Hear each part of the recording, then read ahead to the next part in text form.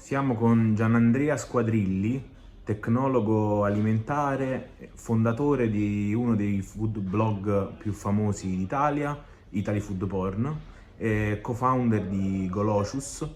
ristoratore, e lo intervisteremo. Ciao a tutti.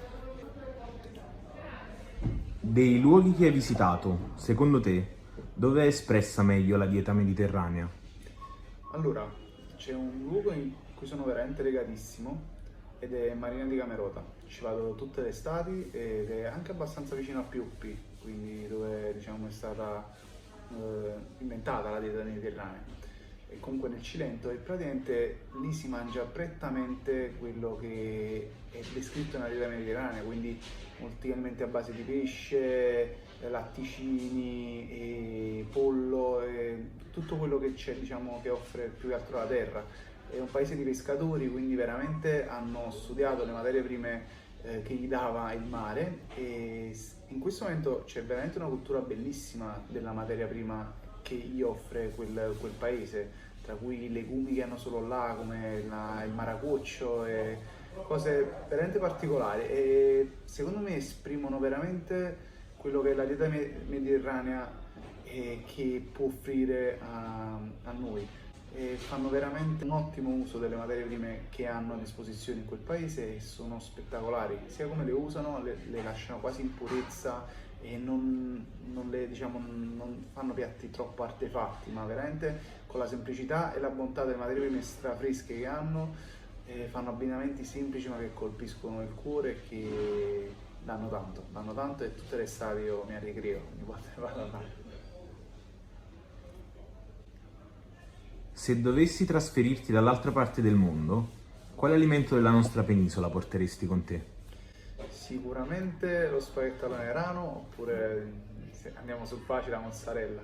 Cioè la mozzarella non ci posso rinunciare, con il trapianto i capelli ho sperimentato per 2 settimane che cosa significa non mangiare latticini e sono stato malissimo, cioè la cosa che forse mi è mancata maggiormente. E vabbè, poi lo spaghetto alla Nerano perché vorrei mangiarlo ovunque, cioè ogni tanto mi capita quella voglia di spaghetto alla Nerano e lo devo mangiare. Fortunatamente, cioè, a parte la zucchina, che comunque trovare una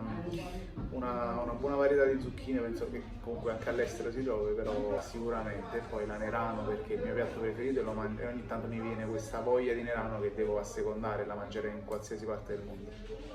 Quale potresti definire la tua Medellin? Ma a Medellin intendi quel piatto che praticamente ti suscita emozioni e ti riporta a qualcosa del passato, ad esempio tipo in Ratatouille? Esattamente. Ok, allora sembra strano, ma per me la mia Medellin potrebbe essere la pasta in bianco, cioè proprio la pasta asciutta, diciamo, perché praticamente ogni volta che cucino e mi capita ad esempio di assaggiare per vedere se è cotta, perché io poi a me piace risottare, quindi assaggio sempre, di base non vedo mai il minutaggio. Quando mi capita di assaggiare un qualsiasi tipo di pasta in bianco super al dente, ricorda quando mio nonno io ero malato, mi piaceva la pasta in bianco al dente, cioè quasi cruda. E mio nonno prima di dare la pasta agli altri mi levava 3-4 maccheroni per farmi, diciamo, provare. E quindi ogni volta che mangio la pasta in bianco da sola, se me l'assaggio, mi ritorna in mente quella scena. Mio nonno che premuroso prima di dare la pasta a tutti quanti e condirla, prendeva quei 4-5 maccheroni e diceva vai assaggia nonno che a te ti piace, e mi mangiavo quella pasta super al dente che semmai agli altri piaceva un po' più cotta.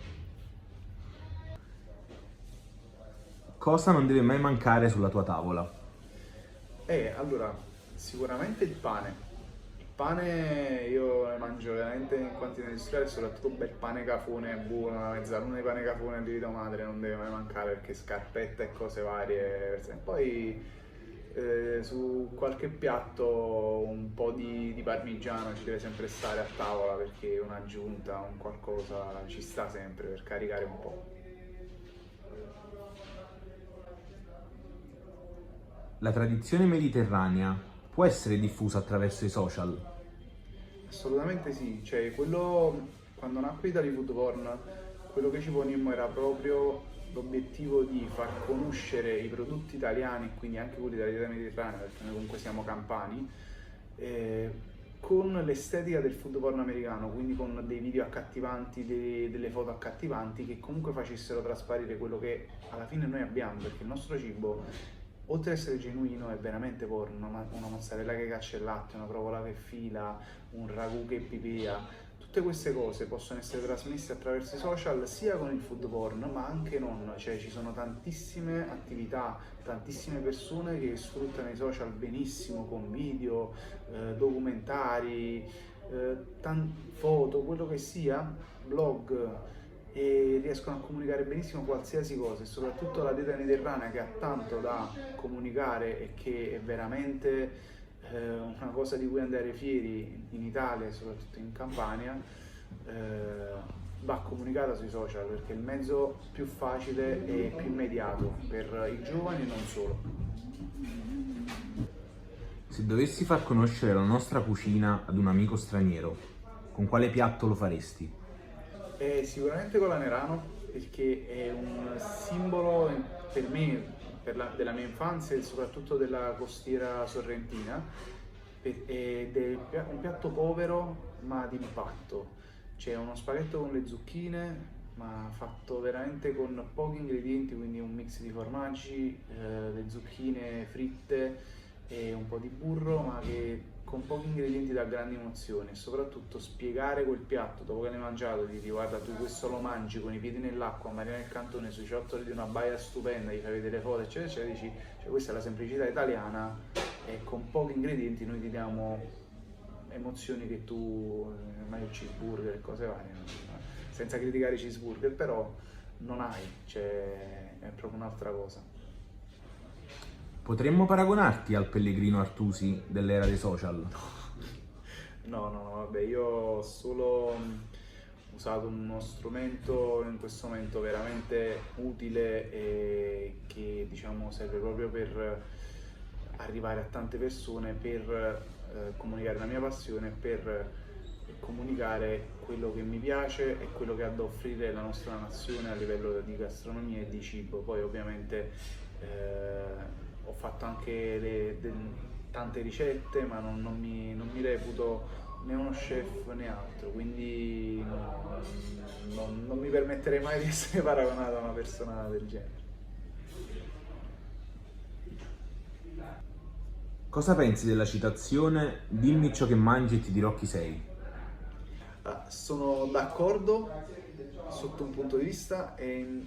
disaccordo sotto un punto di vista. Sono d'accordo perché alla fine, cioè, noi siamo umani, cioè, quindi quando mangiamo un prodotto, ad esempio io mangio della carne di pollo, io sto mangiando le proteine del pollo. Poi per carità le digerisco, le scindo in amminoacidi, tutto quello che sia, però io in quel momento sto mangiando pollo e sono pollo, cioè nel senso che il pollo che che mangio poi diventa una parte di me, perché semmai con quel pollo semmai sono andato in palestra, metto massa e sto mettendo dentro di me fisso delle proteine che derivano dal pollo, cioè le scindo, le riformulo e tutto il resto appresso, però quello è. Mangio degli zuccheri, mangio, che ne so, un dolce e i miei muscoli si ricaricano di glicogeno che viene dagli zuccheri che ho mangiato, cioè che ne so, dagli amidi che ho mangiato, tutto quanto. Quindi sì, siamo quello che mangiamo, è verissimo, però dall'altro lato ti dico, dall'aspetto psicologico dico di no, perché semmai vedo una persona che, tipo come me, che a me piace molto girare in tuta, non mi vesto mai super elegante, semmai prendo e vado a mangiare da uno stellato perché in quel giorno ho voglia di mangiare il stellato. Oppure vedi una persona in giacca e cravatta, una ragazza super elegante e dici vabbè, queste sono persone che mangiano raffinato sicuramente. Oppure quello giacca e cravatta prende la cravatta, se la mette a mo' di sciarpa, prende un panino, si mette al pitoff e si mangia il panino, cioè alla fine ogni persona mangia quello che vuole e come vuole, cioè non penso che una persona con un'apparenza debba avere dei gusti culinari di quell'apparenza. C'è qualche aneddoto che ti ha spinto a intraprendere questo lavoro? Io sono un super fan di Joe Bastianic e diciamo quando ho letto il suo libro Restaurant Man ho iniziato a pensare che volessi entrare in questo mondo E poi vabbè, tra mia mamma che ha sempre cucinato bene, mia nonna che ha sempre cucinato bene, mio padre che mi ha sempre portato nei ristoranti a mangiare, a fare tanti giri tra i suoi amici che diciamo facevano parte della ristorazione e che adesso sono i miei soci, dove i proprietari del Somodoro, sono sempre entrato all'interno delle cucine a vedere dall'interno cosa succedeva, che cosa mi mangiavo, assaggia questo, assaggia quello, e quindi tutti questi fattori, tutte queste cose mi hanno portato poi a dire sì, voglio lavorare nella ristorazione. Come faccio a lavorare nella ristorazione quando sono un ragazzo di 19 anni? Ho iniziato a fare esperienze all'estero, un po' come cameriere, aiuto chef, e poi ho iniziato a pensare, senza investimenti, come iniziare a fare esperienza seria nel campo e crearmi un ruolo in questo mondo, diciamo che non era molto accessibile a un ragazzo della mia età, e i social mi hanno aiutato e ho deciso di intraprendere prima questo percorso in Italy Food Porn e poi pian piano, quando mi sono creato un ruolo e una figura in questo settore, ho deciso di intraprendere un percorso proprio come imprenditore nella ristorazione in generale. Come pensi si evolveranno in futuro i nostri prodotti locali? I nostri prodotti locali sicuramente avranno delle evoluzioni che possono essere percepiti in diciamo buone o cattive, non lo so, però sicuramente quello che sto notando in questo momento è che la qualità sta aumentando veramente tanto a livello di conservazione, di packaging, di comunicazione, cioè, e poi vedo anche realtà che stanno tornando al passato, che non è mai male, cioè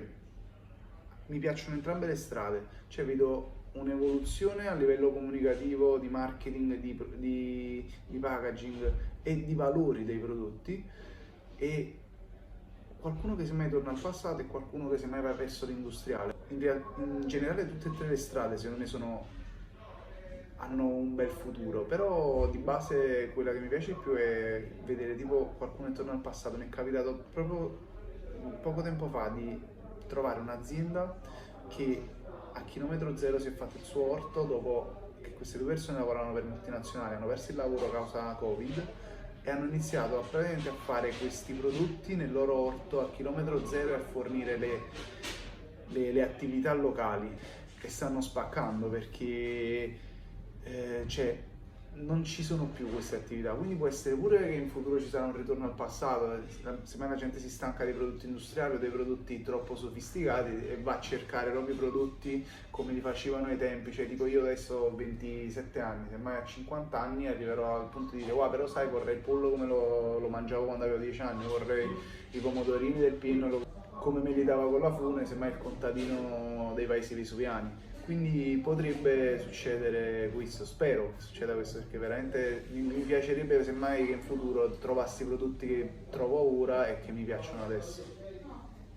E poi mi piacerebbe trovare anche dei prodotti evoluti, per carità, quindi non vorrei precludere nessuna strada e spero in tutte e due le strade. Se in un mondo dove ognuno ha delle esigenze diverse, cioè io sono vegetariano, a me mi piace questo, io non voglio i pesticidi, quello vuole solo il biologico, in futuro ci saranno ancora più esigenze e ancora più tipologie di prodotti, perché poi ci sarà ogni azienda che cercherà di soddisfare un mercato, quindi sicuramente ci saranno molte più strade, molte più tipologie di prodotti. Oggi viviamo al centro di una continua lotta tra innovazione e tradizione. Come pensi possano convivere e tu da che parte sei? Io diciamo che sono da entrambe le parti, sì, sembra strano, però di base a me piacciono tantissimo le cose tradizionali, c'è il ragù come si faceva una volta, cioè non so come si faceva una volta, cioè anzi le vado a ricercare pure, cioè quando vado a Firenze, vado nelle trattorie storiche oppure vado a fare qualcosa per Italy Food Porn, vado nelle cose storiche perché vorrei provare i prodotti veramente come la ricetta tradizionale prevede, perché comunque semmai non sono prodotti che non ho mai assaggiati e vorrei provare quello là. Poi sono uno che semmai tu mi fai assaggiare, dico una stupidaggine, mi fai assaggiare il ragù napoletano proprio fatto come si faceva tanti anni fa, cioè, poi mi dici prova questa polpetta al ragù diversa, cioè una polpetta di sfilacciato di ragù panata con fonduta di... Io la provo e la giudico per quello, cioè non ti dico però non è il ragù, no, dico è una bellissima idea, mi è piaciuta tantissimo, ok, ma non va paragonata al ragù, cioè c'è il ricordo del ragù dentro ma è un'innovazione. Io questo diciamo, a me questo piace. Poi io, per carità, è la stessa cosa che faccio in Colocius, cioè semmai prendo l'anerano e la metto sulla pizza, non è l'anerano perché l'anerano si fa con lo spaghetto, però metti il gusto dell'anerano sulla pizza oppure nel panino, cioè il panino che nerano è, però c'hai quel pensiero che dici sì, ci stanno le zucchine, ci sta la crema di zucchine fatta come si fa nell'anerano, cioè è una crema di un frullato di nerano praticamente, e quindi è quello che tento di portare anche nella mia cucina.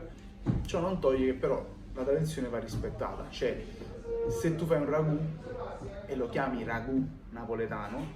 deve essere il ragù napoletano. Se io ti chiamo ragù Colocius, ho fatto il ragù Colocius, non ho fatto il ragù napoletano, ho fatto la mia ricetta e lo sto dicendo, cioè io dico che il ragù deve essere, cioè il mio ragù è diverso perché io ho fatto questa cosa qua, io ho portato le modifiche alla ricetta tradizionale, quindi secondo me le mele vanno date con le mele e le pere con le pere, cioè se io voglio il ragù classico, tradizionale, mangio quello, se voglio assaggiare una cosa tradizionale deve essere di mente aperta e devo assaggiare quello. Ringraziamo Giana per il tempo che ci ha concesso. Grazie a voi per l'opportunità.